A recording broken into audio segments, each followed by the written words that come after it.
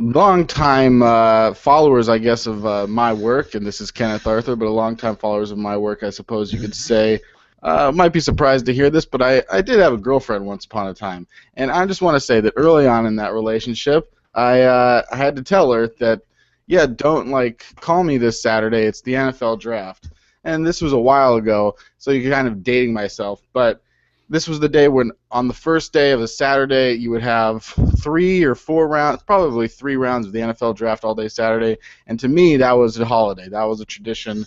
I loved those days when I could just sit in front of the television, a lot of bad food, eat it, and just watch and see what was going to happen. I was obsessed with these days of the NFL draft when I'm saying, don't bother me. And the 2015 NFL draft, while the format is a little different, it's on a Thursday, one day, first round, and then moving into Friday and Saturday. I think the excitement for a lot of NFL fans, and especially for our guests today, is something that we still get very amped up for every year. I'm Kenneth Arthur, and this is Real in the Field Goals. With me, as always, is Danny Kelly. Danny, how are you? I'm doing well, thanks, Kenny.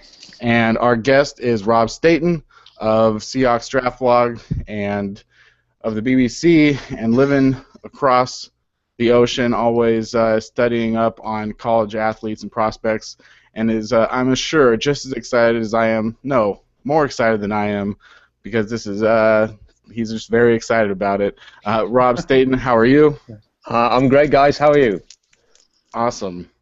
Very well. So here we are, as we record this, less than 50 hours, I suppose, until the first pick of the 2015 NFL Draft. A lot of people expect it to be Jameis Winston to the Tampa Bay Buccaneers, but I would say that there have been drafts in the modern recent history. I believe a lot of people thought the Chargers would select Michael Vick. I think that a lot of people thought the Texans would take Reggie Bush.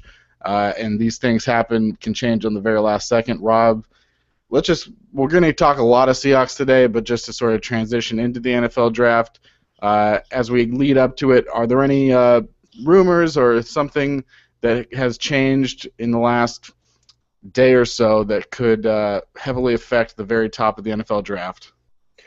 I don't think there's anything in terms of Tampa Bay at number one. I think that everybody expects that Winston's going to go there. I think a lot of the talk is based around number two, isn't it? And what's going to happen with Tennessee? Are they going to end up taking Mariota because nobody wants to trade up, or at least wants to give them the kind of trade value that they're looking for? It seems like the Phillip Rivers Tennessee talk has died down a little.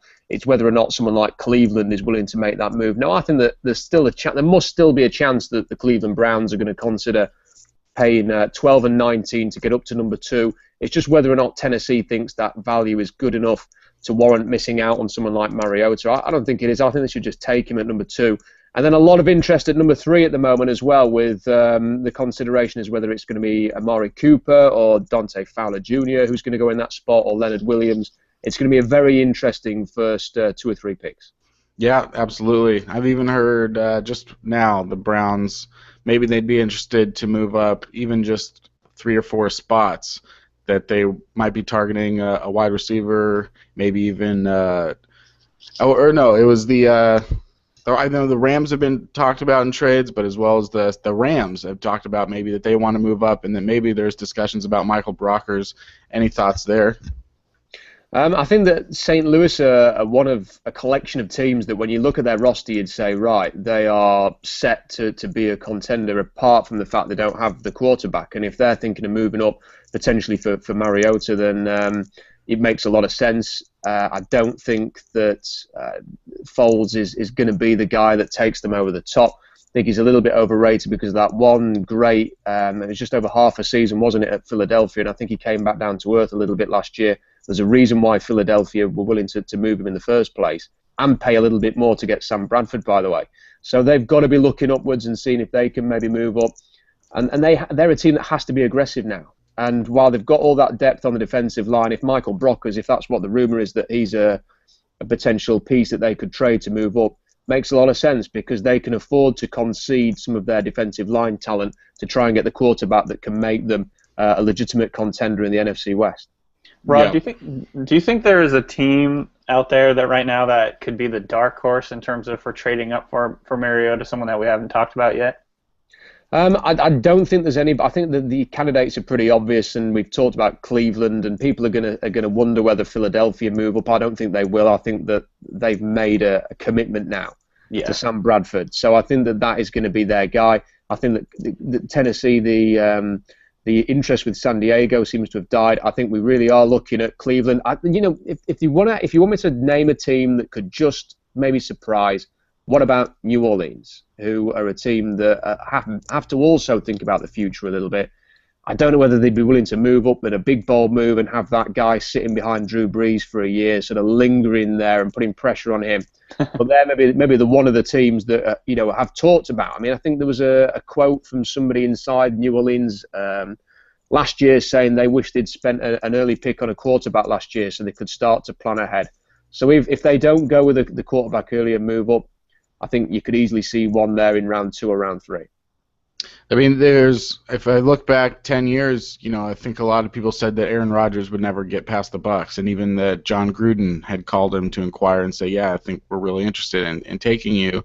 Is there any chance that, I know that there's going to be a lot of speculation that he wouldn't get past the Jets, or that he wouldn't get past the Browns, or that if he got even past either one of those teams that the Eagles would move up, but is there any chance that you see Mariota sort of falling outside of the top 10 or even further? Is it possible?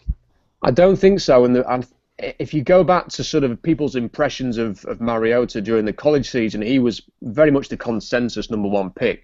And it's really because Tampa Bay's vision is that they want a certain type of quarterback, and that's why it's going to be Jameis Winston. Now, if you think back to maybe November, if you'd have said to somebody, oh yeah, by the way, Winston's going to go number 1 and Mariota is going to go number 2, you'd probably get laughed at, because Mariota was clean cut, very productive, very athletic, very much modern day. For me, he's kind of like Colin Kaepernick plus, and why wouldn't you want that for your team? And then you've got Winston, who is much more orthodox and has got all those off-the-field issues, but it's basically because Tampa Bay want this type of guy. If you think back to the 2011 draft, there are probably, I'd say the majority of teams, if they were picking number 1 that year, would not have taken Cam Newton. There's a hell of a lot of teams that would have taken Blaine Gabbert number 1 if they'd had the pick, actually. But Cam Newton just fit. Carolina saw something there. He fit them, and Winston fits Tampa Bay. Mariota doesn't. That's the only reason why Marcus Mariota is not going to be the number 1 pick. Interesting. We can start to transition with the Seahawks. If we wanted to talk about Seahawks and some of their potential targets, and we were also still talking about quarterback, and as you said, Mariota for a lot of people could be the number 1. Mike Mayock's new position rankings come out. Mariota is 1, Winston is 2 for him.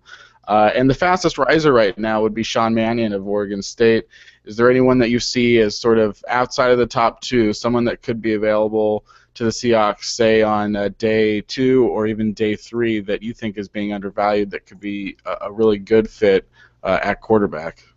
There's nobody that really stands out on day 2. I think that'll be too early, and I think that Seattle has got too many needs to go that direction on day 2. I mean, we're talking about round 2 and round 3 there. In day 3, there may be an opportunity. You look at Bryce Petty's going to go very early. I think that he's a worthy project for a team like New Orleans, who's got a good passing game, who want to sort of structure somebody over maybe 2 or 3 years and see if they're the guy. I think he'd also be a good pick for someone like Buffalo earlier on. Brett Hundley's going to have some value. If he really fell into day 3, and I don't think that's going to happen, if he really fell, you consider it, because he's mobile, athletic, he's got a decent arm. He has enough similarities to Russell Wilson where you could structure him into this system, and he could legitimately replace Tavares Jackson. Apart from that, there really isn't. It is not a good quarterback class, and I think perhaps the most likely option for Seattle is going to be Blake Sims at Alabama. He's not a classic player, not entirely accurate, made some really weird decisions at Alabama, benefited from the Lane Kiffin passing game, which is prolific. But out of all the quarterbacks in this class, I could see him potentially being a target maybe in round 6 or round 7, or as an undrafted free agent. Rob, have there been any developments over the last week or 2 that shed any light on, where the Seahawks might be going with their first pick?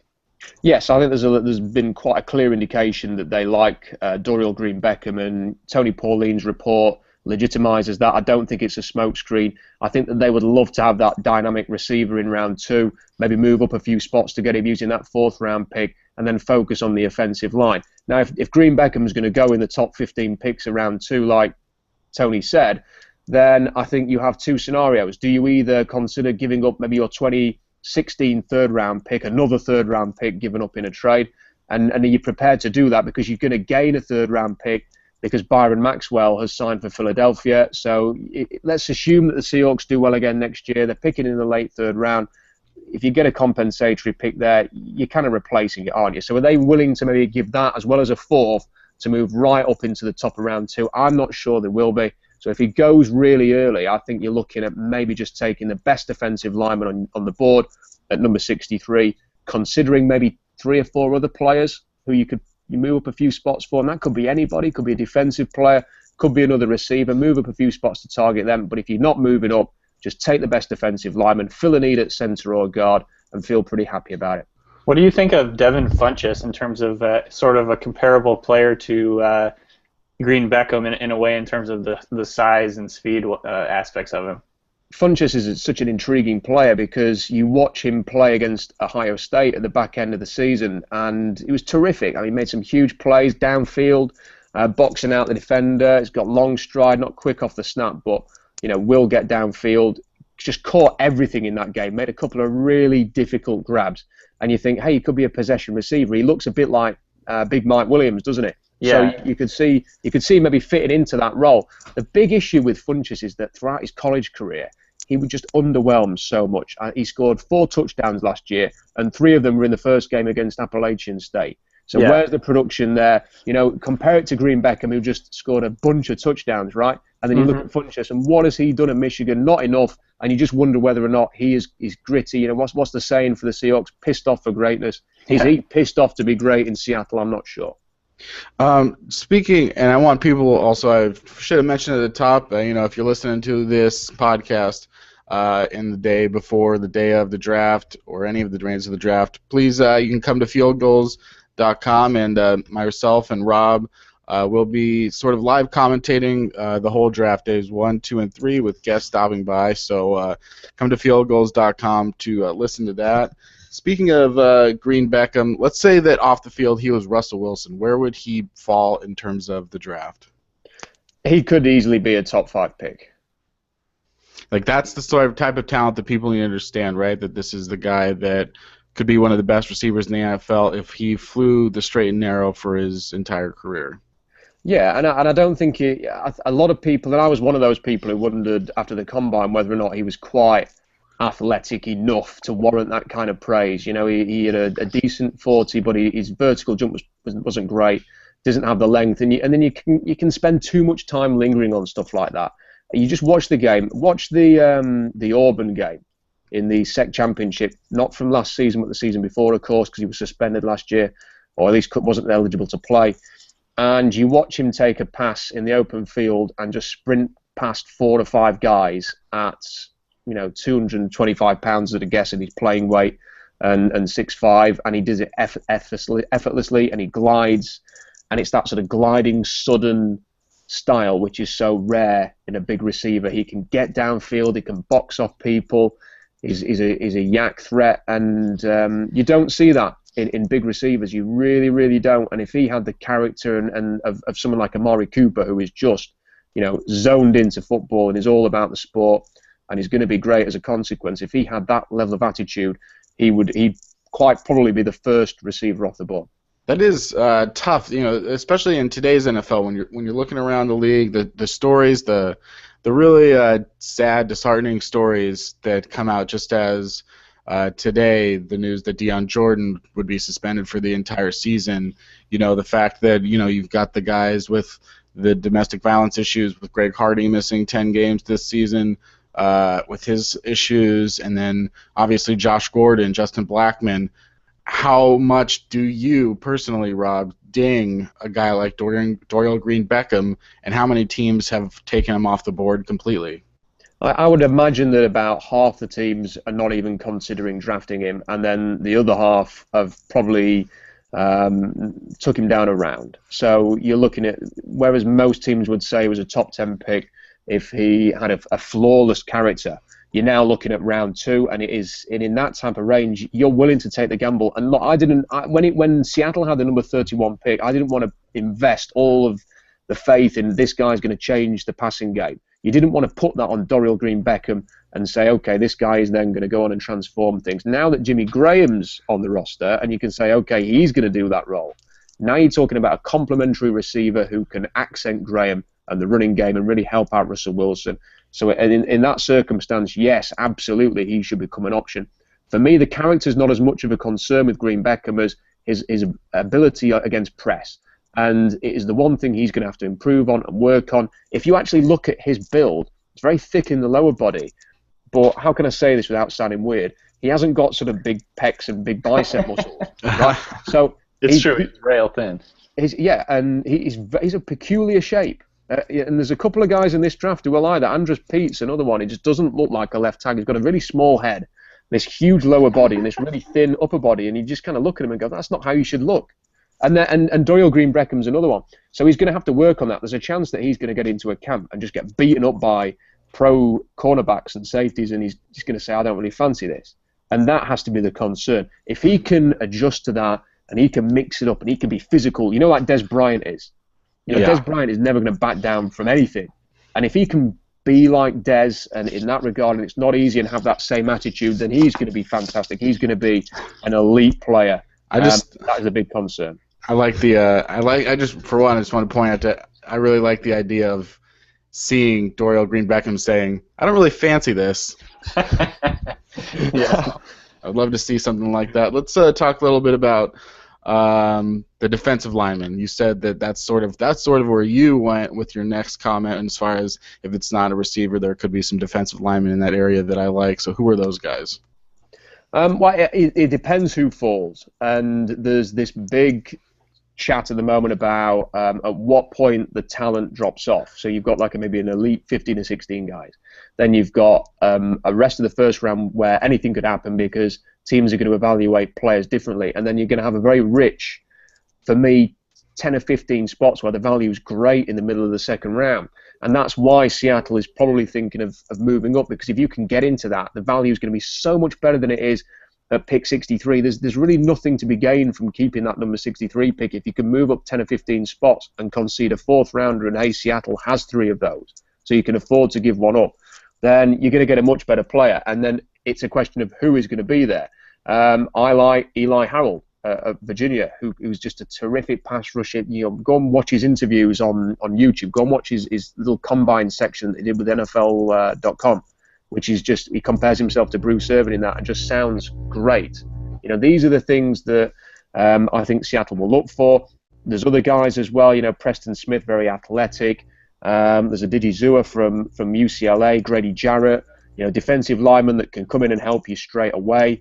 I like the cornerback at LSU, Jalen Collins. How far is he going to fall with a broken foot and all these weed issues that have come out in the week? And what about Shane Ray? Where's he going to go? Mm-hmm. He's going to apparently drop out of the first round now. How far does he drop until actually you start to think, hey, Shane Ray's there, let's go up and get a guy like that who can help the rotation on the defensive line. What about Randy Gregory? Do you think there's any shot that he kind of drops further than people are expecting? He's another one, isn't he? I mean, the funny thing is with Ray and with Gregory and with Collins, you wouldn't be surprised now, or at least I don't think anybody should be, if they dropped into rounds 3 or 4. And it could be as serious as that, because I think, Kenny, you mentioned there about Deion Jordan. How is the league approaching these things now? Are they going to become very strict? Shane Ray's now on the first rung of the ladder, isn't he, in terms of the NFL's substance abuse policy? Yeah. And these players are going to come into the league already with a mark against their name. And if they slip up even more, you're going to waste an NFL draft pick on one of these guys, and they're going to be out of the league for a year. So how far are they going to fall? And I think there were questions about them before these issues came up anyway, right? Like with Ray, it's his athleticism. He had the, I think it wasn't the atrocious short shuttle and three cone drills, and then with Gregory, people are wondering if maybe he's got the mass to be a pass rusher on the next level. Maybe he's too skinny. Maybe he can't keep on the weight. So, that combined with the suspension issues or drug issues or whatever they are, it will be definitely interesting to see how far they fall. How often should these guys? What's interesting to me is that you say, well, this is like, for example, like a guy like Shane Ray. Now, here's a guy that arguably cost himself $15 million. I mean, who knows? Because it's been, when you get up into that top 5 range, you could make a contract of $18 million, and then if you get into the late second, early third, now you're talking about a 4-year contract at $3 million or $4 million. So at one point, though, you have to say, well, this is a guy that I would take a risk at in the first round, and then you look at a guy like Josh Gordon, and you say, well, it seems like a supplemental second-round pick was great value to get a guy like that, but if you can't play the game, then you're worthless, and it doesn't matter if you're a second-round pick or a seventh-round pick or an undrafted free agent. So is there ever a floor? Is there ever a time when you say that you shouldn't give these guys, because it seems like, oh, look, we got this guy that's a good player, and I don't care about his off-field issues, but we keep seeing these off-field issues, especially recently, and in the light of everything with the league trying to be more careful about their image, that maybe Shane Ray would not be a good pick at all. Is that something that you see as being a valid statement, Rob, that maybe Shane Ray would actually just be a bad pick? I think every player is going to, if you're as talented as Shane Ray, and everything that Danny said about Shane Ray's shortcomings is absolutely spot on, but he is a tenacious pass rusher, and there's not enough of those in the league, so somebody eventually is going to take a chance, whether it's round 2, round 3, round 4, or whatever. There's always going to be a player like that given an opportunity if the talent matches up. I think that the NFL, obviously, they want to clean up the image. It's been a bad year for them.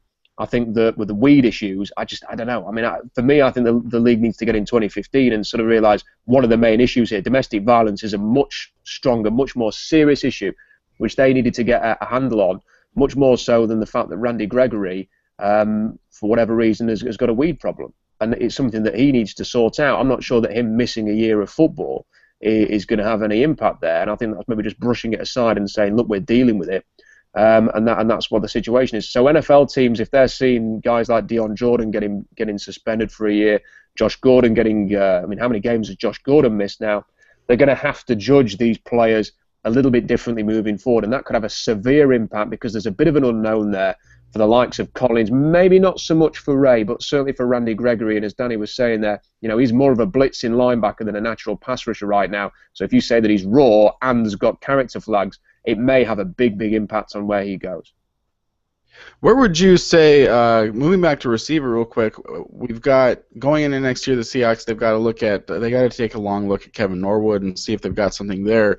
Where would you see sort of Norwood sort of lining up in this year's draft? I know that both had strong classes, but do you think that, from what you saw of Norwood, that's something that maybe isn't going to develop further than, say, a number 4 receiver? Or would you say that having Norwood on the roster sort of makes you feel a little bit more comfortable not drafting a receiver in, say, the second round? Well, I really liked Kevin Norwood last year, but it's very hard to be excited about him. And I think that he'd go in exactly the same range in this draft. It was a strong draft last year. It's for receivers. It's the same again this year. I think Seattle took him maybe a bit earlier than a lot of other teams had him graded because they just wanted to have him. Because when you looked at his game, he excelled when the pocket collapsed and A.J. McCarron was getting out the pocket and scrambling and keeping plays alive. And that is when Norwood excelled. And isn't that just Seattle down to a T? So that's why they brought him in. The big issue with Norwood isn't he like 26 this year? Yeah. So you're already talking about a guy who, if he's not gonna make it in the next 12, 18 months, whenever the season begins, when is he ever going to make it? Are we going to see a 28-year-old receiver suddenly emerge from somewhere and be a dominant force? And you're right, Kenny, that Seattle has an issue because Jermaine Kearse is a free agent next year. Doug Baldwin only signed a short-term deal. He's tied down until the end of 2016 only. And he may well want to test free agency and see what he can get on the open market when it gets to that point at the end of the 2016 season. You've got Norwood, you've got Matthews, who's a one-game wonder until he proves otherwise, and not a lot else. And, hey, let's not forget, isn't Jimmy Graham 29 this year? Mm-hmm. So there's no long-term, there's no sort of 23, 24, 25-year-old receiver right now who's the similar age to Russell Wilson, who he's going to grow with for the next 5 years when he signs this contract extension, 5 or 6 years. Seattle needs that, and it needs to be a talented guy, not someone who you're drafted in round 4, 5, 6, who might amount to something in 2 or 3 years.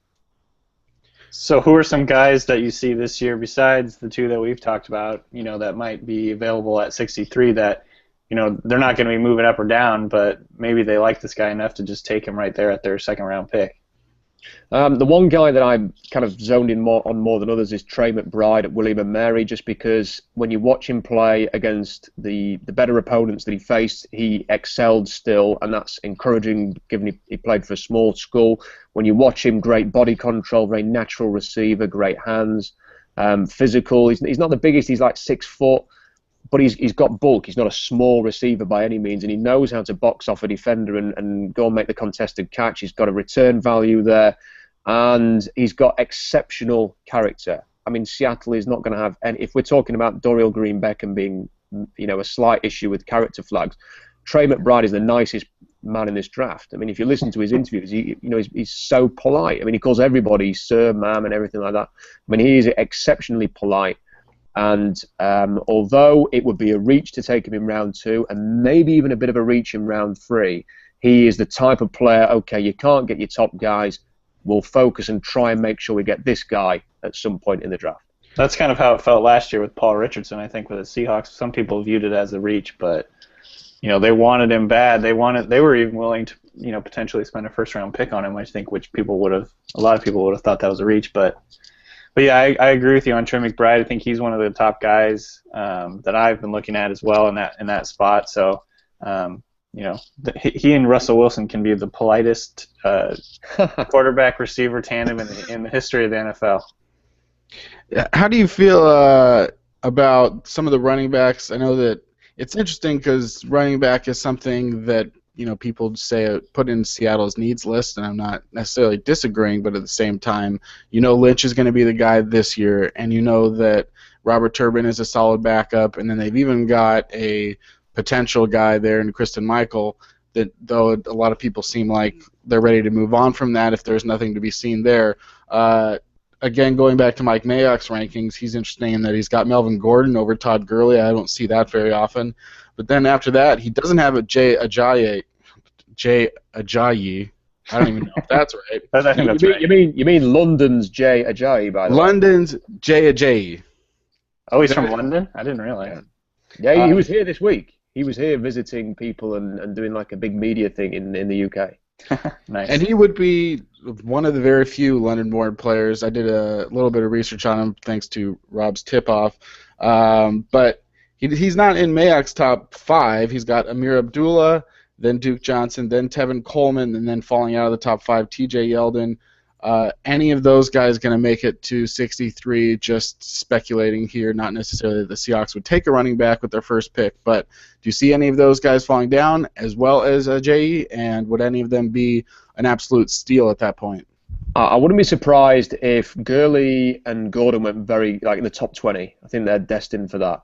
And then I think we're going to see a huge gap. It wouldn't be a total shot if all of the other running backs were there in the late second. I think that there's a chance that Amir Abdullah could go. I mean, I'd love to see him on the same team as Marcus Mariota, wherever he ends up, and just to see how that would combine. I think there's a chance that Tevin Coleman will go quite early in round 2. But if not, a few injury issues there. What type of running back is he? Is he physical enough to pound it sort of 20, 25 times a game?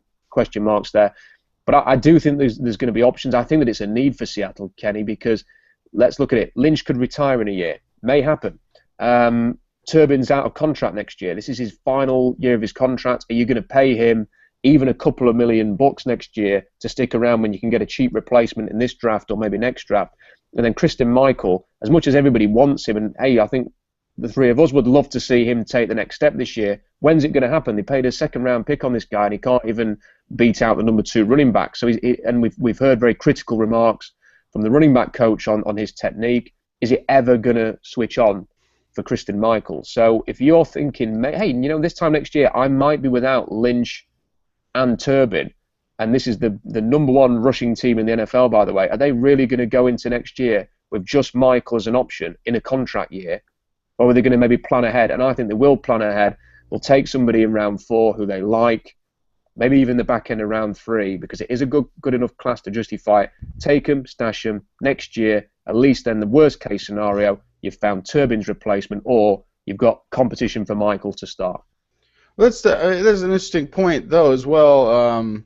You know, when you look at the Seahawks and you look at Schneider's 5 drafts, him and Carroll, the first 3 ones are all home runs, A-plus drafts. But then you look at these last 2 years, and even though you can say that the team was talented, didn't have a lot of, you know, openings or whatnot, I still think you could say that these last 2 drafts have not been very good, have not yielded a lot of results on the field. Do they need to sort of, if they spent their first pick on running back, for example, that's a pick that you know could have no impact this year. Is it dangerous, or do they feel like they need to have a good draft, or does none of that matter? Well, I don't think they'll do it in round 2, and I think round 3 will only be if they feel like we like this guy so much, but we're not going to be able to get him in round 4, so we'll take him now and make sure we get him. And I think there are 1 or 2 backs in this draft that they could have that impression for, or that opinion of. I know that they need a good draft. They need to fill holes at receiver and 2 big holes on the offensive line.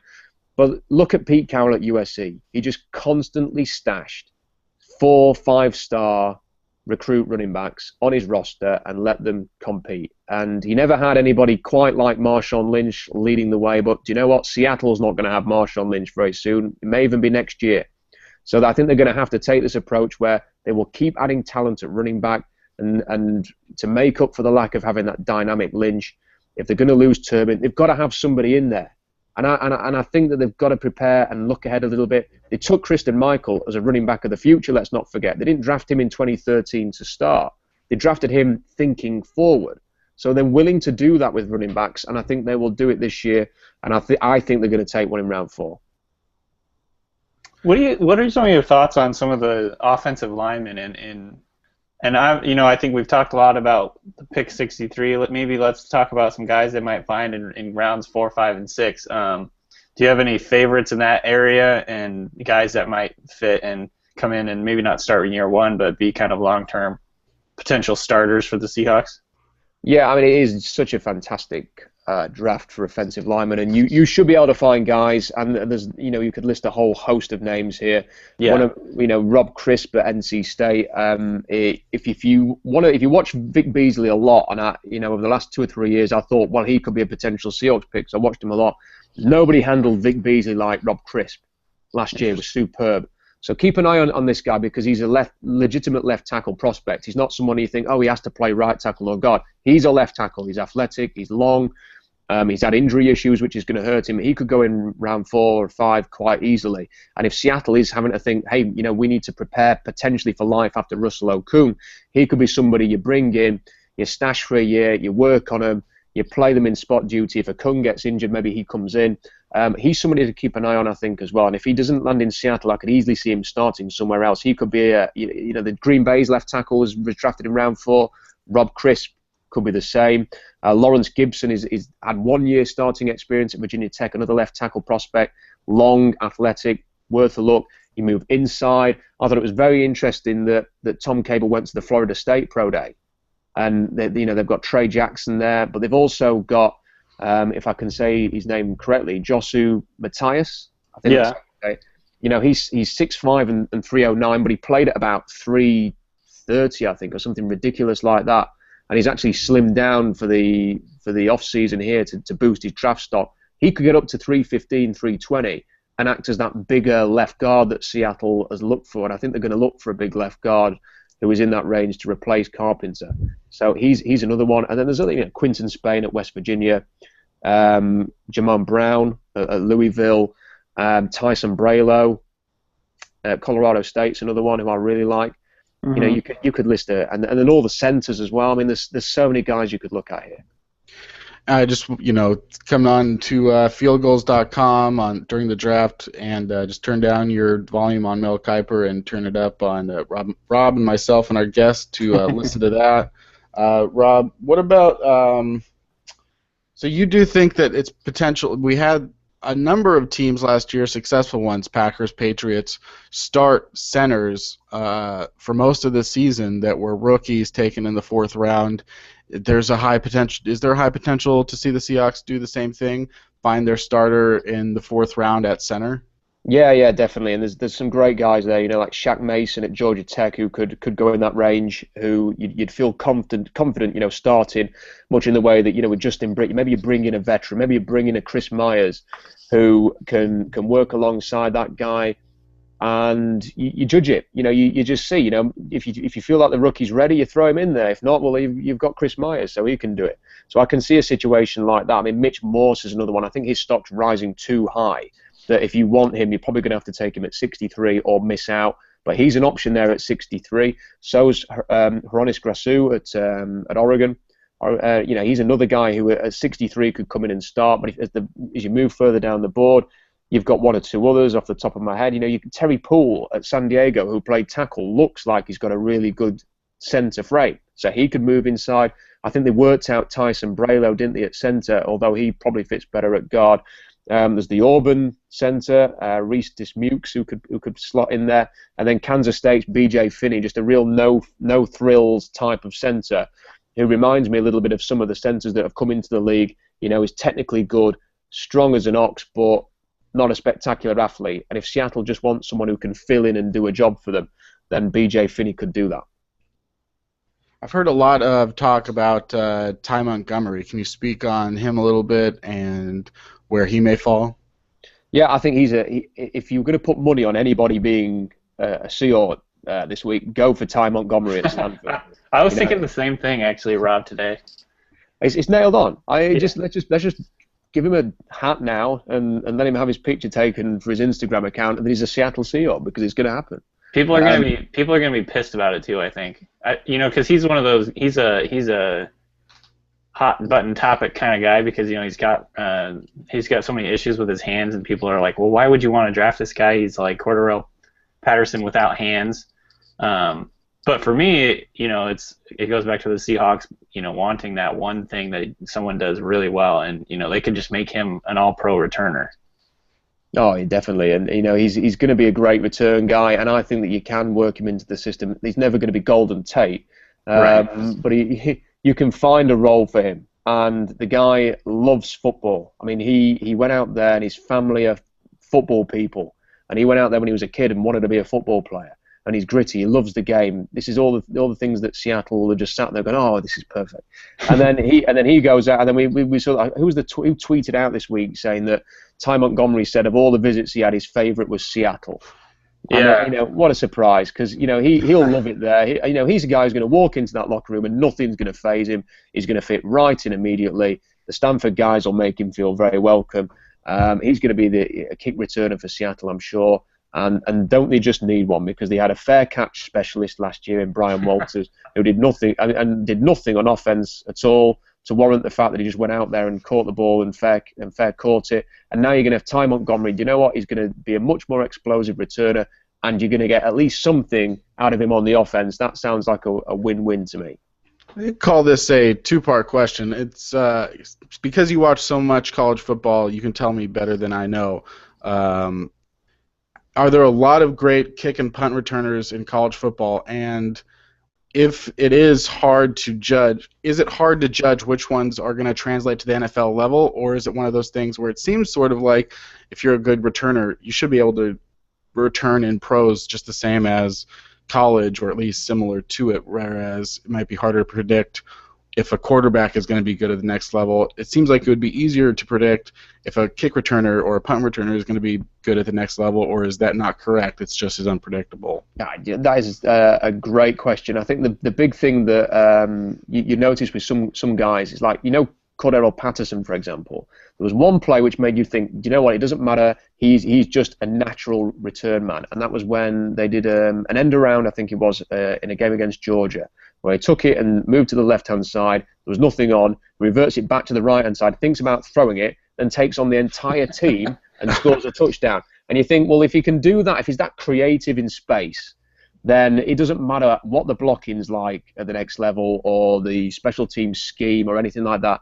This guy is going to be able to make plays. And when you sort of see that natural ability, I really like Tyler Lockett as a return man, but a lot of the returns he did at Kansas State are where he gets it in a load of space, he runs forward for 30 yards, is taken down, and everyone goes, what a great return.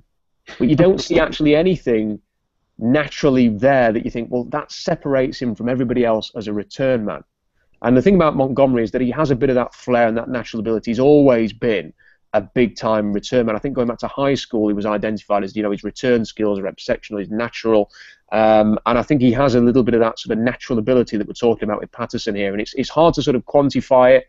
You can only really watch it and say, how much of this is down to scheme? How much is it just running in a straight line or being faster than everybody else? And how much of it is just that natural mobility, just that escapability to get away from tackles, to make people miss? And that's something that Montgomery has. Yeah, I think it's kind of like, it's an interesting question, Kenny, because, like, I don't know if people really study that much. You don't get really that much attention put on kick returns other than, he averaged so many yards per kick return. Right. Like what skills go into it? And I agree with Rob in saying, that there's kind of just like an innate ability to pick angles. And I remember Pete Carroll talking about Percy Harvin when he was returning kicks. He just I can't remember the exact wording he used. It was something like he's just so aggressive and explosive in his decisions, and I think that's kind of something that Montgomery has. He's not going to dance around trying to figure out where he's going and try and run around guys. He'll like make these explosive cuts and basically just blow through arm tackles and choose really good lanes based on like what he's seen. It's kind of like floor vision with a point guard, I think, a little bit. So I just personally, I like that Montgomery idea.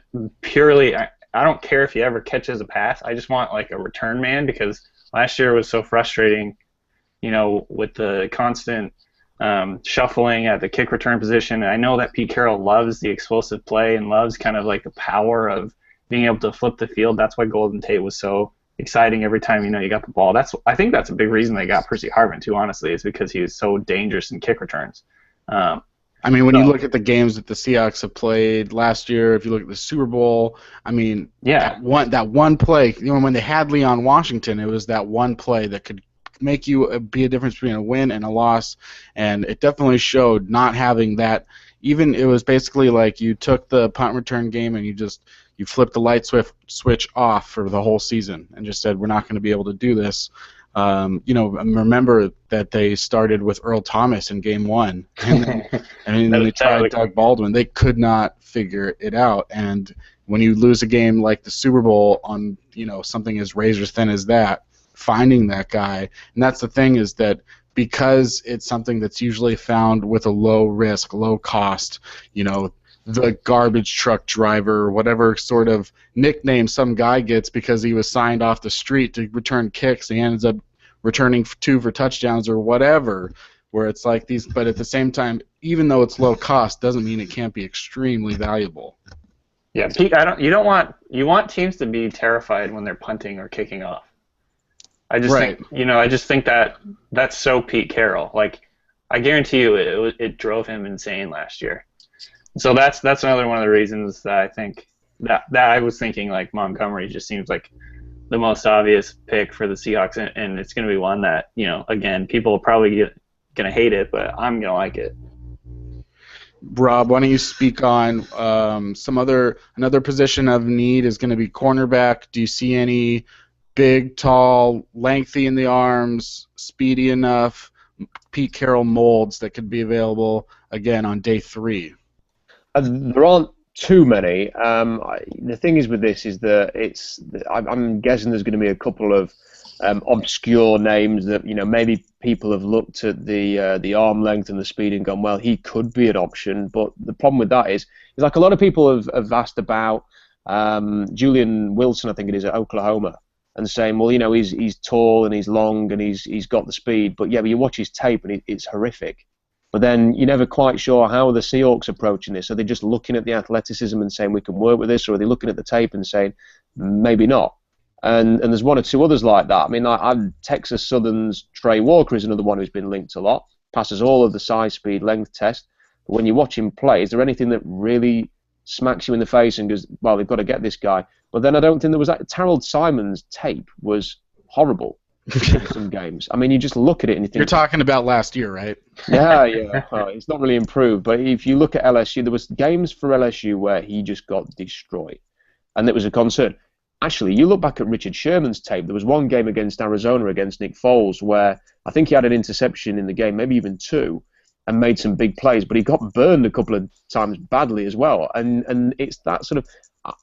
I don't think anybody can sit there and go, I know what the Seahawks are genuinely looking for, because while they love all the athleticism and speed and all that, they've just got this ability to sort of see through the flaws and say, this is a guy we can work with. And I don't think anybody expected Sherman as a fifth rounder to become the best cornerback in the game. And I'm sure they're going to find somebody in this class. I mean, I really like Damian Swann at Georgia. He's only got 31-inch arms, so he's probably struck off the list already. And yet you watch him play, and every single time he did something for Georgia, he made a play. You watch every single game, he would be actively involved, and you think that's the type of player the Seahawks can work with. And then you see the arm length, and you think maybe not. Is coaching and drafting more about taking away a player's flaws than it is expecting you can make them do something you haven't seen them do before? Yeah, and Seattle's approach is what can a guy do, not what can't he do. And there's no doubt that plays into it as well. And look, they're going to find somebody, and it may be a really obscure one like Pinkins last year or something like that. They've got this guy who maybe even played safety. I mean, there's Amos at Penn State who played safety and corner. You know, can they work with somebody like that? They're going to find some fifth or sixth round pick who's going to come in, who is going to just compete and work and try and develop into some kind of a role in year one, and maybe even replace Kerry Williams down the line. But the good thing about that signing in free agency is there's no the desperation to do it now. They don't have to reach. Yeah. And there's also, hey, look, Jalen Collins is a terrific player. I've not been as excited about a quarterback like Jalen Collins since Jimmy Smith in 2011 when he went to Baltimore. I really, really liked Smith, and I really like Collins. I just wonder how far he's going to fall now. If Seattle get any chance to take him, I don't know what round, whether it's 2, if he falls to 3 or whatever, he would be I think he suits Seattle down to the ground in terms of their scheme. If they can trust him and they can want to work with him and he's prepared to work, then he could be an option a lot earlier on. I remember reading, I went back a couple of months ago and was reading some of the comments they had from scouts when Thurl Simon got picked. And Rob, I think you're definitely right in that they'd look for a certain criteria, a certain prototype in their cornerbacks and believe that they can work with those tools. Like the way they were explaining Simon, it was like, I don't want to say they were backhanded compliments, but it was essentially they were saying, he's tall and fast. They weren't saying much about his skills. He's tall, fast, and he competes. He's really feisty. And I think those are the things they look for in the mid rounds with corners. And so I think there's a good amount of athletes and good sized athletes in this draft at the cornerback position, and there's even a couple receivers that they could flip over to the defensive side too potentially. You look at these guys you look at they take J.R. Sweezy and they want to play him at guard, and there's literally no game tape of him at guard. They take Sherman and 2 seasons at Stanford at wide receiver, and then you take a guy like Red Bryant, who you don't have any tape on as far as can he play as on the edge. They put these guys in these different positions. Let's speak on one more, a guy that has vaulted from a potential day 3 pick for the Seahawks into one that probably won't be available. I spoke to Byron Jones, and my interview with him at Rolling Stone went up today. Yesterday you can read my interview with Chris Conley, and then out on Wednesday will be the one with Tyson Braylow, who Rob mentioned earlier as a potential Seahawks target because he is literally being tried out at every position on the offensive line. What are your thoughts on Jones? How does his tape look? He's another guy that switched from safety to corner midway through, so he doesn't have a lot of experience at corner as you would expect from a guy that's about to get drafted in the first round probably, but sometimes that can be a good thing, right? Yeah, and I think that Jones is a little bit grabby, and I think he's going to have to be careful with that at the next level. Now there was a sea hockey thing, right? Yeah, yeah, right. Yeah, and there were a couple of moments when I think the good thing for him is that he got beat a couple of occasions, and then the recovery speed's there, and recovery speed is something that is very underrated with cornerbacks. It was just a really solid watch. When you watch him play, you didn't sort of see, the amazing vertical jump or the broad jump or the 40 flash out on tape. He was just a really solid player. And the great thing about the combine is all of that stuff's in there. So it's something to work on. I mean, if everyone wants to talk about Patrick Peterson, the reason Peterson is so highly rated in the NFL is more because of his athleticism than his play. He's really, really good in terms of athleticism, and he's a good cornerback. Don't get me wrong, but he gets burned a lot, and it can. Oh yeah, but he runs this and he's great. So okay. So Byron Jones surely is going to benefit a little bit from that as well. Everybody knows what a good athlete he is. I think he should be a first-round pick because how many cornerbacks have his level of athleticism? And as a worst-case scenario, he works out at safety. And isn't his nickname the Senator or something like that? Mayor.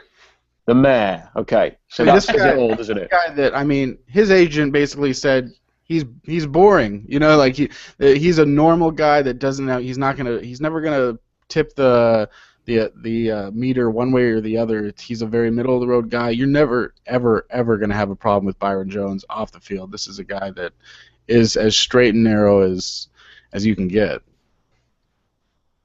And that's what teams. I mean, at a time when teams are maybe looking at, we could have Jalen Collins, or we could have Marcus Peters, or we've got this guy whose nickname is the Mayor. By the way, he jumps out of the whatever the Colts stadium's called, and Lucas Oil Field or whatever. He flew out of the stadium when he did his vertical jump. So we've got that as well. He's got tape against Devontae Parker, doesn't he? Connecticut, possibly so. I think I asked him who's the best receiver you covered in college, and he said Devontae Parker. So even playing at UConn, now look, UConn has had one first-round pick ever. I mean, that's it. Donald Brown, 27th overall. God damn it, Donald! This is not a school. It's surprising because it's UConn. We know of them so well because of the basketball program, but they've never produced a Pro Bowler in the draft. Not a single one ever. But Byron Jones, he's got the chance to be the highest drafted Husky of all time, and also could be a very good one. But it is interesting coming out of a school like that. But that's another tough problem is when you have these guys, a lot of these guys that are sleepers or whatever, and you say, well, he went in the 5th round. Why is that? And it's like, or if you're like, say, another one, Tony Romo, undrafted, but nobody knew anything about him because he didn't see him going up against competition. Speak on a little bit about some of the small school aspects from your perspective when you're scouting these guys. How difficult is it to scout them when they're going up against teams that may not be that great at football? I find it really difficult, and I get during the season, a lot of people will pop on the blog and say, what do you think of this guy? And he plays for an obscure team. And the first thing I think is, well, I don't have access to any kind of tape because I just rely on whatever we get like a lot of set games over here. So I see Georgia and Florida and Alabama nearly every week. And we get the occasional Pac-12 game, but we don't get the small school stuff. So it's very hard. And you rely on draft breakdown. And then you see some tape of someone like Ali Marpet, for example, and he's playing left tackle against a guy who looks like one of us three. And he's throwing him around like, and they would go, oh, well, what a great block. But look who he's playing. and consider that he's not going to be a left tackle at the next level. And you just cannot get anything out of the tape. So all you're relying on is a few snaps in the Senior Bowl, a combine workout, and what he says in an interview. And that's combined all of that together. That's put Ali Marpet. Some people want to take him in round 2 now. And if I was sort of sitting here sort of trying to judge this, I couldn't put him in that range because how can I know, someone sat in the UK, what this guy's about? You've got to get him in for a private workout. You've got to really see how good he is. You've got to test him. You've got to compare him to the guys currently on your roster. And it's very, very difficult to do. I don't think Seattle's drafted a small school guy before the 4th round before. And I'm not surprised by that. And I think they'll continue to do that. And it's the one problem with Trey McBride, is that he's a small school guy as well. But you watch him against West Virginia, who've not got a great defense, it has to be said, and he's jumping up and he's out jumping there, athletic cornerbacks and plucking the ball out of the air, two-handed, high pointing it superbly, and you think, well, maybe the guy can play after all. Yeah, I mean, you got, I have to go back all the way back to Lamar King when I think about the Seahawks drafting a small school guy. I think Lamar King was the first Division II player to go in the first round or something like that, and yeah, it didn't work out. Can't believe you remember that. I barely know that name. Really? Rob, do you know Rob? Speak on that. No. What year was that? Lamar King, I want to say it was either the late 90s or the early 2000s, and he went to. I'm looking it up. He went to Saginaw Valley State. Oh yeah. Mike Holmgren's first draft, 22nd overall. 99. In the late 90s, I was around 16 or 17 years old, and I was busy trying to get into nightclubs with a fake ID, because over here the legal drinking age is 18. So that is what I spent a lot of my time doing. Well, luckily I wasn't distracted in high school by girls or anything like that, because not really a possibility. Moving on to Danny, is there anything else that you really want to focus on in terms of sort of Seahawks and potential targets? Or yeah. Go on. I was just gonna say, we had one question on our agenda. I don't know, Rob, if you had anyone in mind for this, but Kenny phrased it, the impossible question to answer: who could be the Jimmy Staton, Kiero Small of this draft? Guys that we haven't really heard of. Yeah, that is a difficult one, isn't it? Because I've never heard of them. But, Seahawks will draft. I guess I'll put it this way: who are some sleepers that you like in the mid to late rounds that you think people are underrating a little bit? Well, I like. He's certainly not a name that people don't know about, but Rakeem Nunez-Rochez gave Alabama fits when this is Southern Miss against Alabama, and there was one player on both sides of the ball that was competent against Alabama that everybody else just got destroyed, as you'd expect, and that was Nunez-Rochez, and he was superb. So. Again, not somebody who's totally anonymous, and if he gets drafted, people will be like, oh, yeah, I know that guy. But he's somebody who I think that he could easily be taken in round 4, 5, 6 and actually have an impact quite quickly. Yeah, I think I saw that Josh Norris had him at one point in his top 100. So I definitely agree. He's an interesting guy. I don't think he'll go that high. But he's kind of one of those. Would you say he's kind of one of those, like he's Brandon Mebane size sort of looking, and he's kind of like a guy that will shoot gaps and play either at the nose or the 3-tech? I think he's a bit smaller than Mebane, and I think he's more like a Jordan Hill style 3 technique. But I would say, think about it, a little stouter more than Hill, and can hold his own in the run game. I don't think he's quite as adept as Hill was at Penn State, in shooting those gaps and very cleanly breaking off blocks and getting into the backfield. But he does enough, causes enough damage, has enough splash plays to warrant some interest. Yeah. He's definitely a guy that's on my radar as well. So, good answer. You have a lot of, I don't know if any, from what I had read, maybe no Division III prospects were drafted in the previous 2 years. We talked about Ellie Marpet. Do you see any other guys that are popping up on your radar as far as Division III?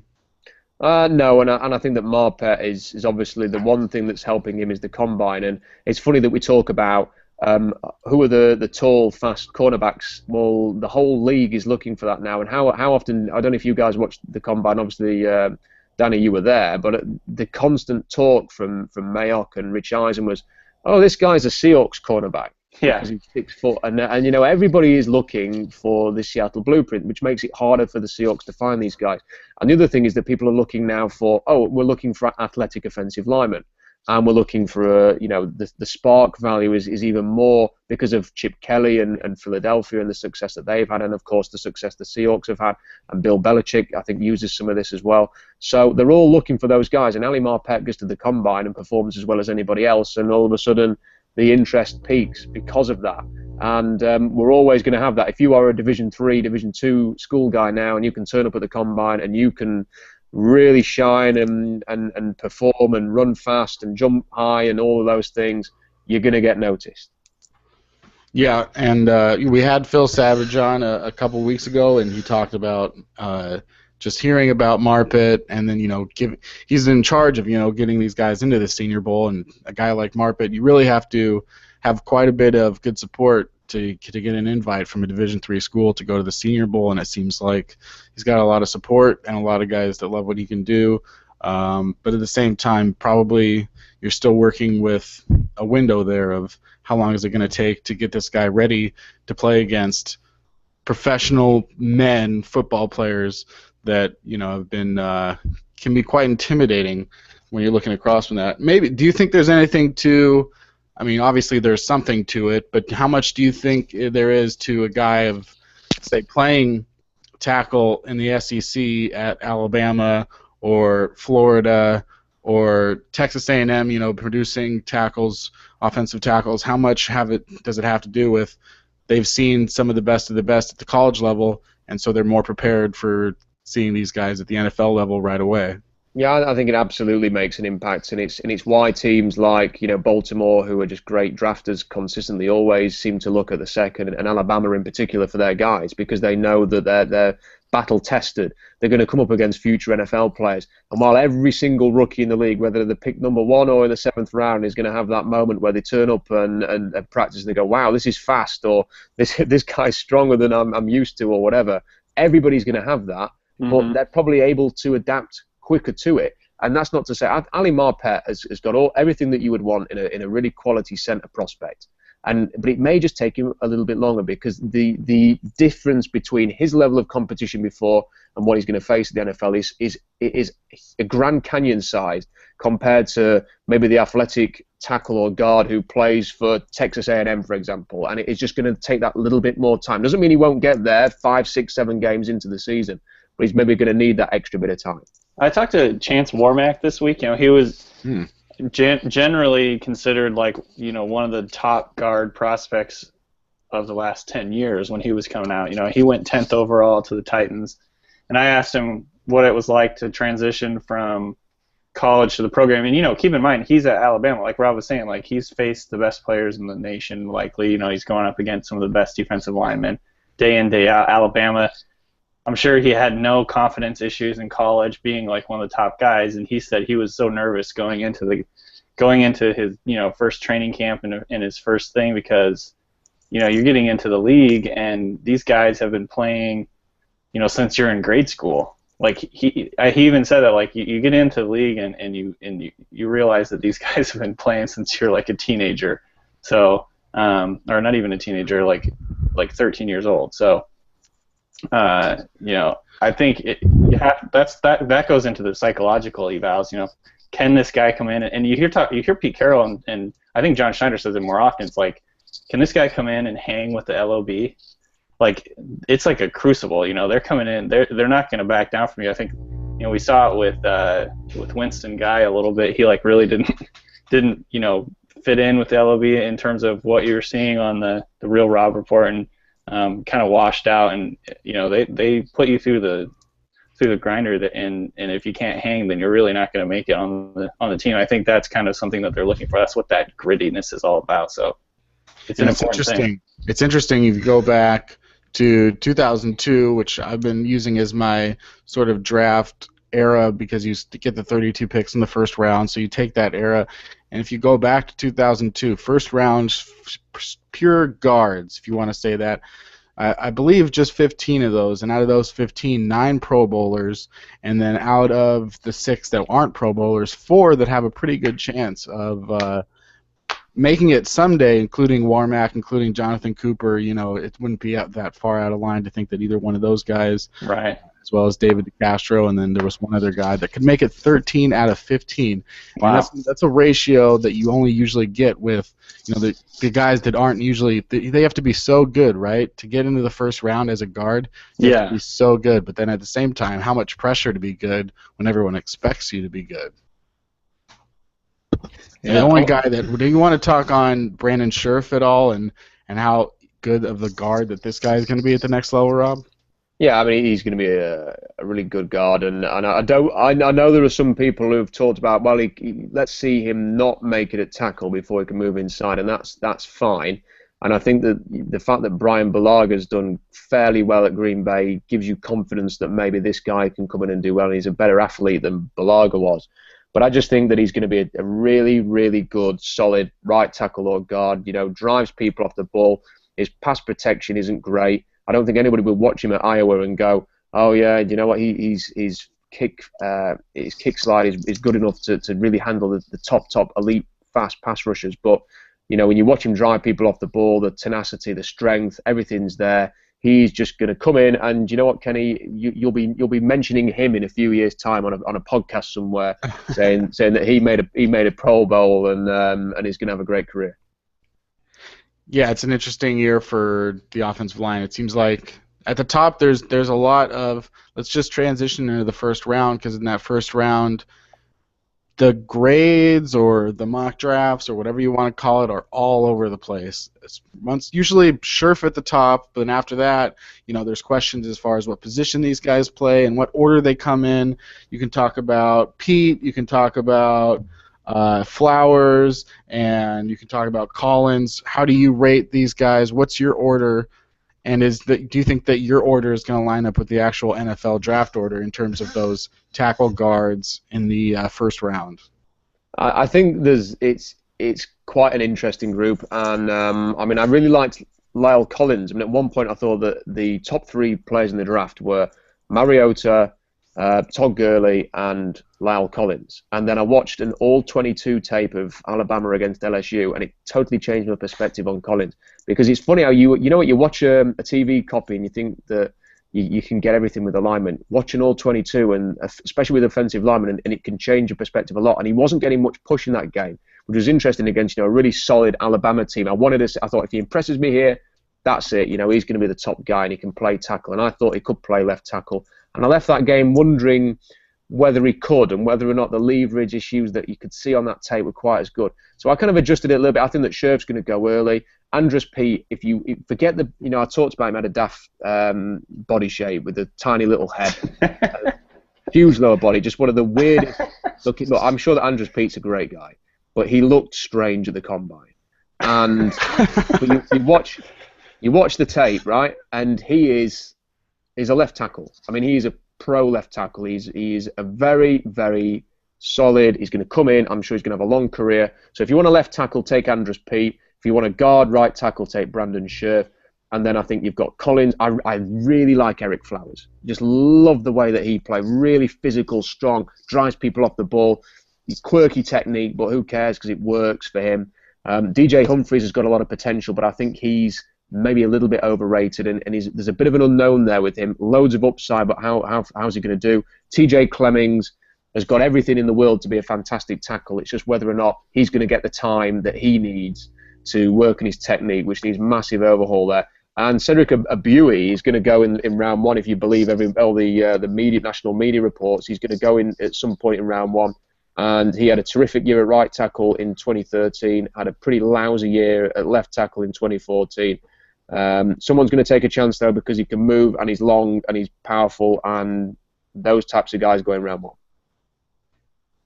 Speak on sort of some of those changes that you've seen in your years covering drafts.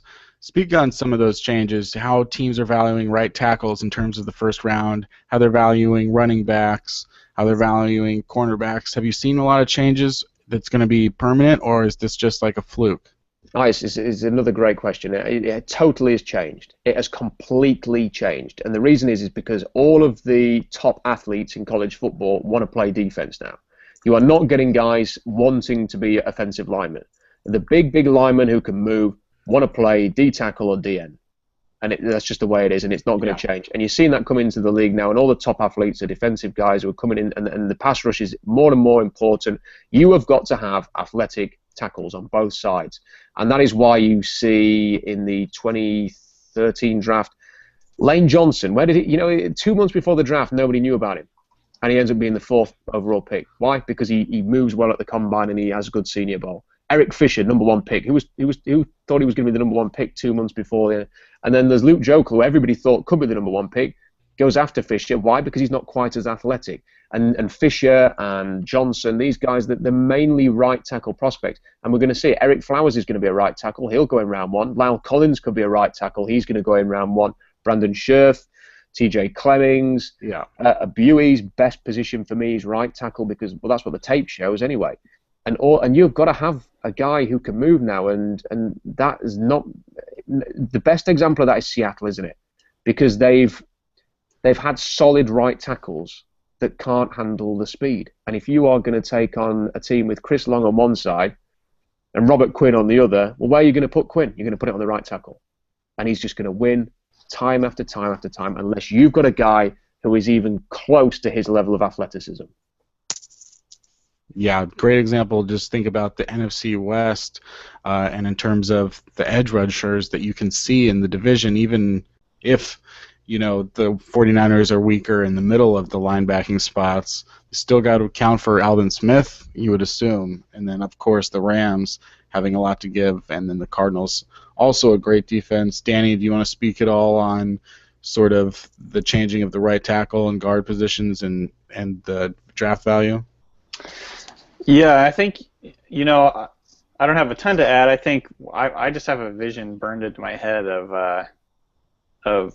I can't remember who was playing right tackle. Maybe it was McQuiston, but someone, or maybe it was Britt, but Quinn from the Rams coming off the edge on the right and literally taking, not literally, but almost literally taking Russell Wilson's head off.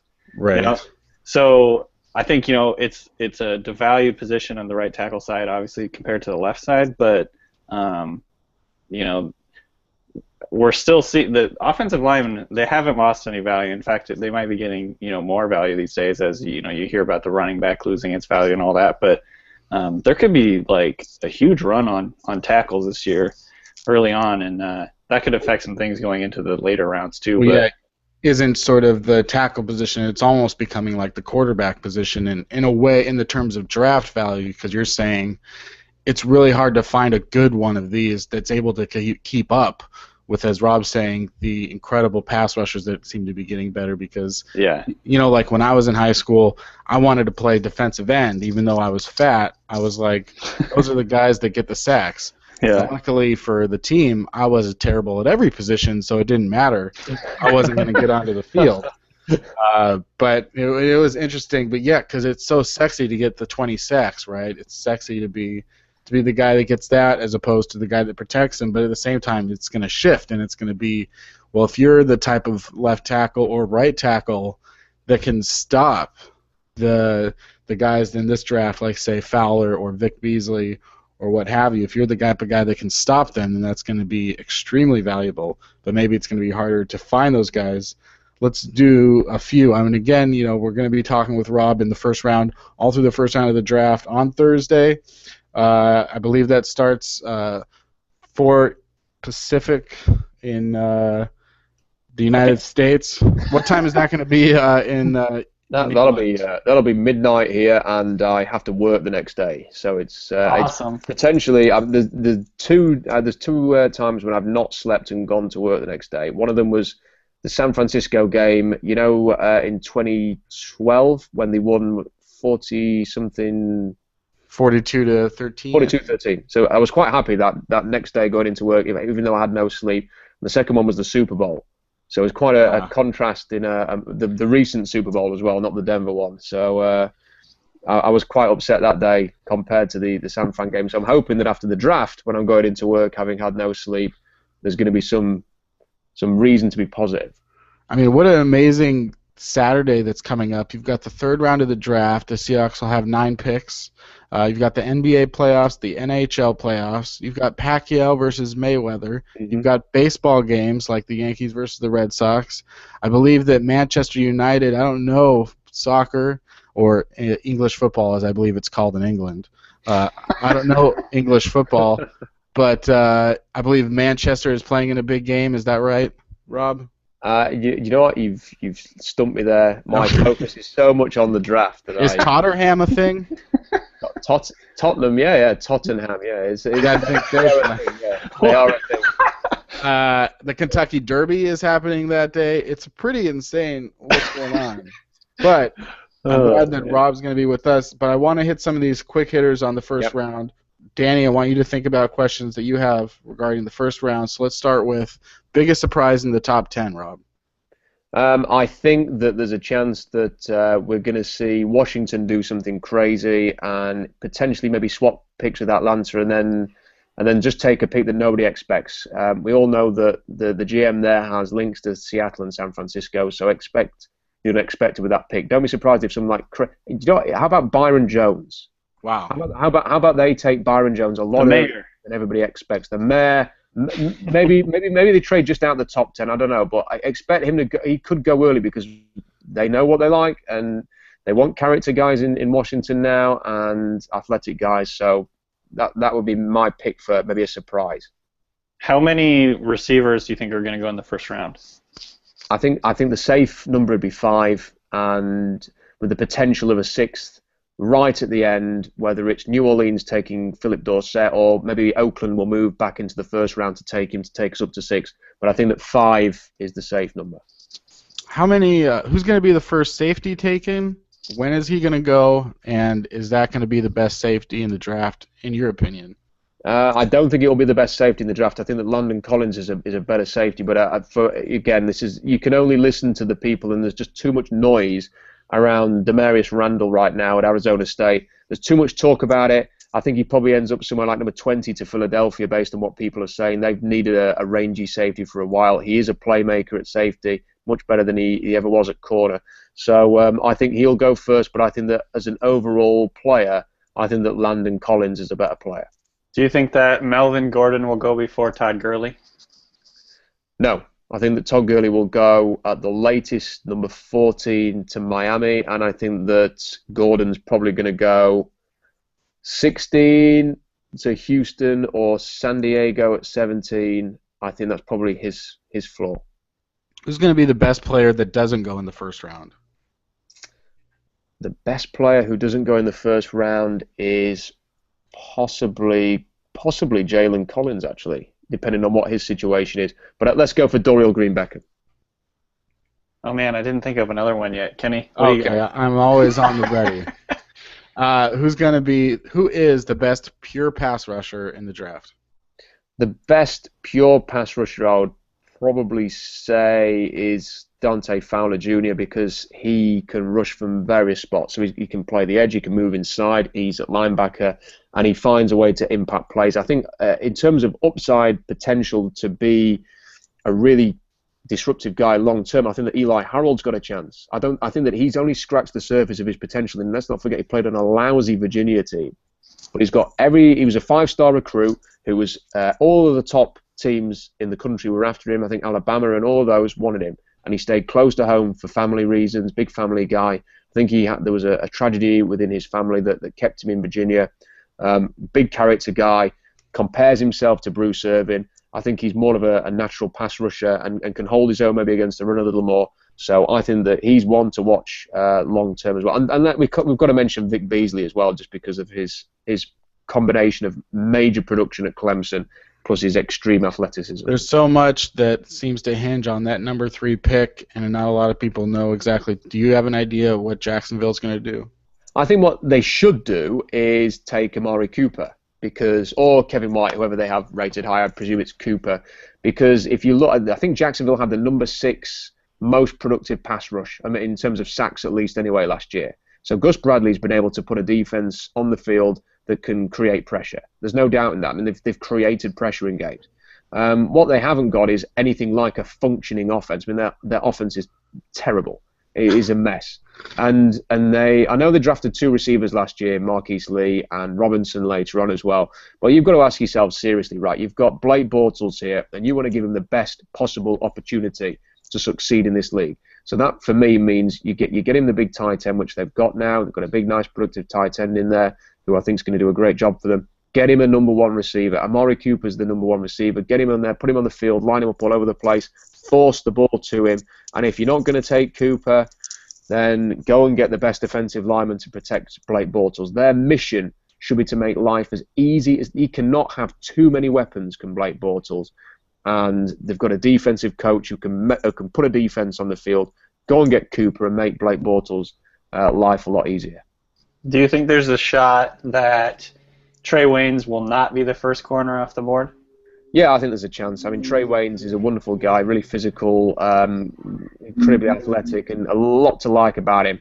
But there are things that are knock as well, and recovery speed not quite as good as some of the others.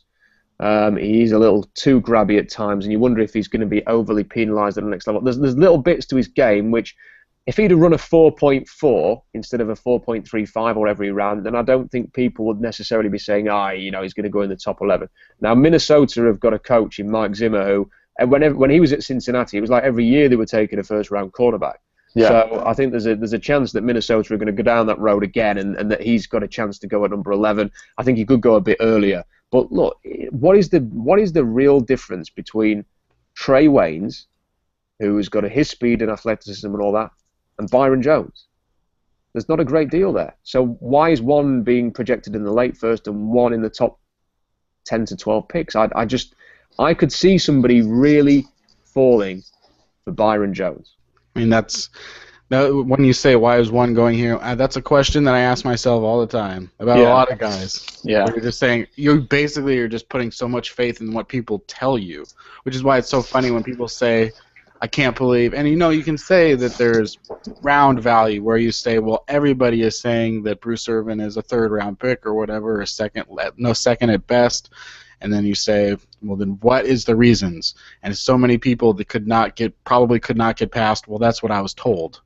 I mean, I don't know, like maybe that's right. Maybe he should have been a third-round pick or whatever, but we put so much faith in. When I look at these guys and I say, well, why is this guy here and this guy here? And it's sometimes you just have to go with faith. What about who's going to be the first guy from this draft to make the Pro Bowl? To make him, you will go Pro Bowl. I meant to say All Pro, which is a little harder because I assume a couple of these guys are going to be Pro Bowlers, maybe right off the bat. But who's going to be the first one to make a Pro Bowl? Let's say. Well, it has to be a team, doesn't it, that is made to at least have a decent season, and it has to be someone who's going to start quickly. So I think that the great shout, I know we talked about him earlier, and I can give you another example if you want, but I think that Brandon Scherf is going to end up in a team like Chicago or New York or St. Louis. And like a lot of, Zach Martin, I think, did he make the Pro Bowl last year? I think he did. Yes. Yeah. So he did. I think that Brandon Scherf has got a really, really good chance of doing that. And I think if you want another suggestion, let's go with maybe one of the running backs. So Todd Gurley, if he's healthy week one, will have a chance. And Melvin Gordon, again, if he goes in the top 20, a team's going to use him. And he's enough of a playmaker. I think if you're going to take a player that early, you're not going to go so much with the committee. You're going to say, this is our guy. You're going to feed him the ball. That you try and get him involved in the passing game. So I think one of those two running backs have got a chance to do it as well. But I think that Scherf is a pretty safe bet there. That's all I got.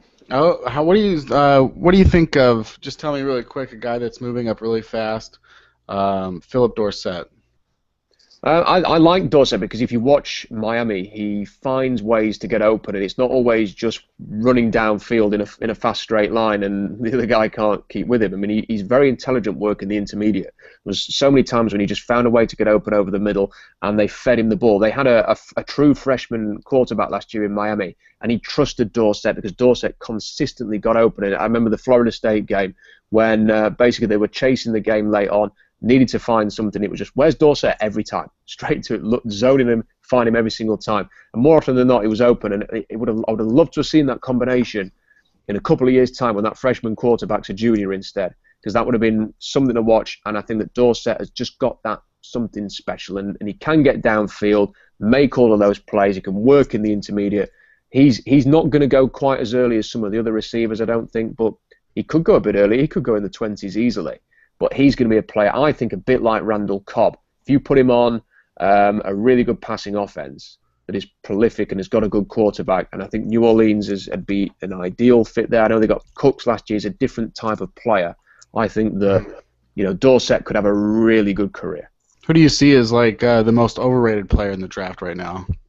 The most overrated player in the draft is a great. I've not spent too much time. I think I would say, from a personal point of view, either Devontae Parker or Jalen Strong would probably be two of the players I would look at. I think that Leonard Williams is a little bit overrated. Interesting. And a lot of people say that he's the number one pick, and maybe he will show. But if you look at him athletically, he's not anywhere close to J.J. Watt, who lasted until, I think, number 11. Mm-hmm. So if you're saying he's going to be a Watt-type player who plays end and can maybe move inside a bit and stuff like that, that's fine, but he doesn't compare to him athletically. He's more of a Richard Seymour. Now, there aren't many Richard Seymours out there. Is this guy going to be able to do it? And the history of USC linemen in recent years hasn't been great. And I think there are times at USC when he really did flash, and there were other times where you barely noticed him. He was not a dominant, every down, taking over games type player. His best victory, there was a game where USC was injured. I can't remember which one it was. It was a bit of an upset as well. I can't remember who they beat at some point last year. It was quite a big victory for them, but he was injured and he played in the game, and it was heroic. But again, he didn't really have much of an impact until the end of that game. So I think that Leonard Williams is a good player, definitely go in the top 10, but I'm not sure that he's the number one player in this draft like a lot of people seem to believe. Yeah, we're getting close to the end of the show here. Danny, did you think of even one more question about that NFL first round? Well, we might have kind of already touched on this, but what I was thinking is, who is that surprise guy or two that you think is going to fall out of the first round? You mentioned Jalen Strong, and that's kind of what made me think of it, but who do you think is going to be that surprise guy that falls to day 2? Well, I think that Jalen Strong is going to fall into round 2. I just don't think I don't think he's anywhere near as good as his combine suggested. I don't think that. Obviously, we touched on Shane Ray. I don't think that he's going to go in the first round. I don't think that would be a major shock now, given what has happened to him. Randy Gregory's going to fall a bit. I don't think there are too many surprises at this point where there isn't that one guy who's going to drop. And I think a couple of weeks ago I had a feeling that Shane Ray might last until Baltimore, Dallas type range, late 20s. And now that this has happened, I think it's right. Okay, he's definitely going to last at least that far now. So there's one or two like that, and I think that obviously there's a chance that Jalen Collins could drop. I don't think there's the potential for that one guy, like a quarterback, for example, who everybody expects to go in the top 10, who ends up lasting longer than everybody expects. I don't think we're going to have like a Johnny Manziel, who people kind of wonder where he's going to go, and there's that intrigue all the way, and then he finally leaves the board at the 20s. I think when you get into the 20s, what we're going to have is a lot of unknown. You're not going to be quite sure what teams are going to do. And one team that has a guy graded, okay, we're happy to take this guy. He's not necessarily a first-round grade, but we're happy to take him at this spot. Might be a round 3 pick on somebody else's board. So there's going to be a lot of unknown from about, I'd say, yeah, definitely 20 to 32. There's going to be a lot of unknown there. And I don't think there's going to be anybody falling into that range. And I think ESPN will make a big deal, and the NFL Network maybe, of Shane Ray and Randy Gregory falling, and it'll be a big surprise. And nobody expected that this guy would still be on the board, but I think we all know now. I think secretly we all know that these guys are going to fall a bit, and there's not going to be too many shocks, I don't think, in terms of guys falling. There's going to be a few guys who go a bit earlier than expected, though. That's for sure. Yeah, that sort of leads into my other question.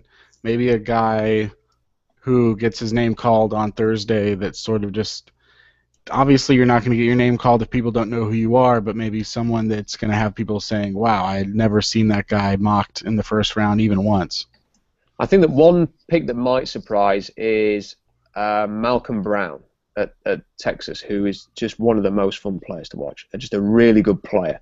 And although Minnesota need help at cornerback, they also need help in the interior defensive line. And I just wonder, is there a chance that Malcolm Brown could go at number 11? I don't know how likely it is, but you're talking about a high character guy, incredible interior pass rusher, and I think he could have a big impact. And he reminds me a little bit of Corey Legit, when he entered the league. And he's got this huge backside, which is actually something to, as weird as it sounds, is something to look for in a defensive tackle. Huge, for sure. As we say in England, a huge arse. And he's got a big arse. Say that here too. Huge arse.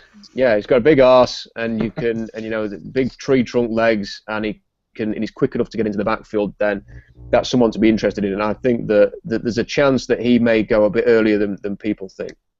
I guarantee he got that arse from his mum. Isn't that right? Yeah, that's true. Almost certainly true.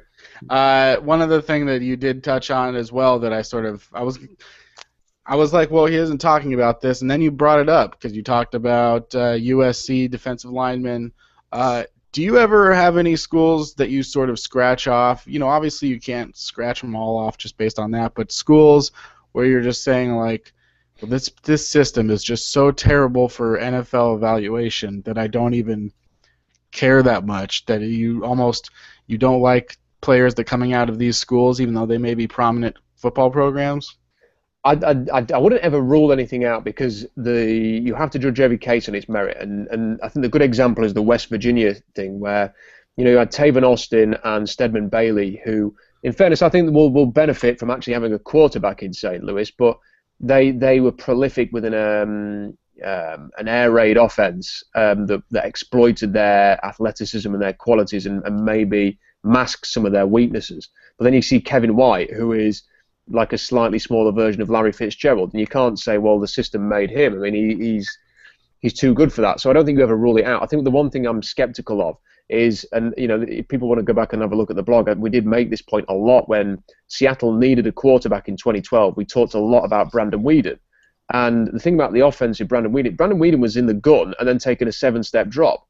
And by the time that he was way behind the line of scrimmage, because he was only in the shotgun, and then he's taking a 7-step drop. Yeah. And all that happened is the line had dropped back, and it opened up all the underneath. It doubled the size of the field because he was dropping back, the line drops back, the rush comes forward, there's a huge gap between the rush and the secondary, and the linebackers are just covering this huge, massive space. And if you put a good receiver on the field, and they had one in Justin Blackmon, then he's going to win in that space. He's going to have, and Whedon's so far behind the line, he's going to have the time to do it. And if he's got a passable arm to throw it 20 yards, he's going to find his guy, they're going to chip away, and then eventually get there. And I just hate that scheme because you can't judge a quarterback playing like that. So I think that scheme more than any causes me problems. And when I see a quarterback playing in a scheme that asks them to drop so far deep, drop the line, make the field bigger, and it's spread, and there's a bit of this with Baylor as well. They're not quite as extreme as Oklahoma State are. West Virginia are a bit like this as well, and we saw it with Geno Smith, and it makes you skeptical because you're not asking someone to throw into tight windows, make quick, accurate decisions, all the things you look for from a quarterback. You're asking them to basically get as far away as possible from the pass rush and throw into a massive, wide open space, which is not NFL football, is it? No, not my NFL football at least. No. Man, call me a bicycle tire because I'm pumped that we are going to be doing this. I'm excited for the draft, man. I'm telling you, people, you got to tune in on Thursday. You don't got to. I mean, do your thing, whatever. But I'm excited. I think there's going to be some huge trades on Thursday. Personally, I think we're going to be sort of amazed that when the thing comes on to the bottom of the scroll ticker and it says a trade has just gone down. I think we're going to see a lot of that this week. Don't you agree, Rob? Yep, and isn't it interesting that Muhammad Wilkerson and people like that you'd never think in a million years would be trade bait is Adam Schefter's reporting that teams are inquiring. Why is he reporting that? Probably because New York wants teams to know that they're open for business and that they want to drum up a market there. So if there's him and there's Michael Brockers and there's teams looking at Mariota, and then you've got one final quick point is that I think somebody tweeted out, one of the NFL reporters who's quite prolific on Twitter, I can't remember who it was, reported something like, just a quick reminder, most picks in the draft, Seattle, 11. Least picks in the draft, and then a list of teams. And I remember looking at that and thinking, isn't it just set up for Seattle to finally make not a massive move, but a small move up in round 2 to get a guy that they like, knowing full well that even if it cost them a 4th rounder, they've still got another 9 picks. After they make that 2nd round pick, you take your 63 and your 4th, you move up, you get a guy you like, and you've still got 9 picks to come. And Seattle has never had that much wealth and riches in a draft before under Schneider and Carroll. Yeah, it's interesting too because it's on one hand, Seahawks are literally probably looking to draft a couple of starters at some of their positions, and at the same time couldn't possibly add 11 players to the roster. So, with undrafted free agency, it's going to add another 8 guys or whatnot. The fact of the matter is, maybe they could trade in the next year, but it doesn't seem like it's going to be seems like it's in their best interest to consolidate those picks a little bit. I just think if you see a guy with Detroit at around 54, they have a first, second, and a third round pick. They're nothing until round 6. I think they have 2 round 6 picks and a 7th. They've got to be looking for a 4th or a 5th round pick, haven't they? So if you can move up 10 spots, give them a 4th round pick, and they're a team that Seattle has dealt with before, then it just seems like a win-win situation, and then maybe Seattle gets a guy they like. Well, let me tell you this, Rob, and that's, the Martin Mayhew, the GM of the Lions, is the only guy that John Schneider has ever traded up with in the draft, and he's done it twice. So there you go. I look at the Lions very close, and I say if the guy gets into that range, then that's a guy that maybe, or that's the place that they start to look, because obviously you can see that GMs have good relationships with one another. Schneider has a good relationship clearly with the Minnesota Vikings and Rick Spielman. He's got one with the Lions. He's got one with the Eagles and Howie Roseman. These are the teams that I'm looking at, and I'm also curious. I don't think that it's going to be out of the realm of possibility to see the Seahawks trade for players that are already in the NFL and maybe even trade away a player that's already on their team.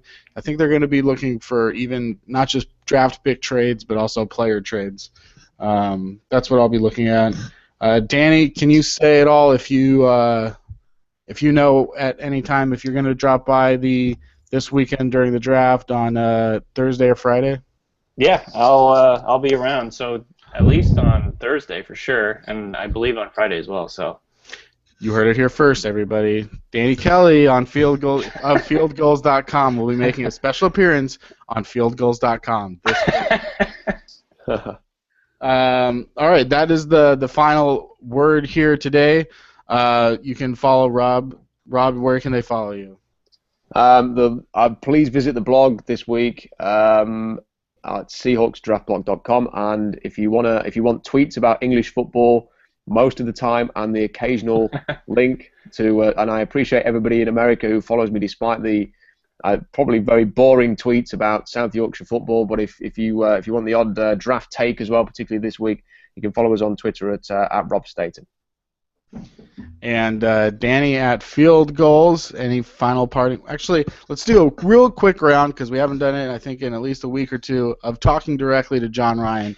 This is the segment of the podcast where we say something directly to Seattle Seahawks punter John Ryan, because one time I thought that maybe he had made a subtweet about this podcast. He probably didn't, but I'm going to pretend that he did.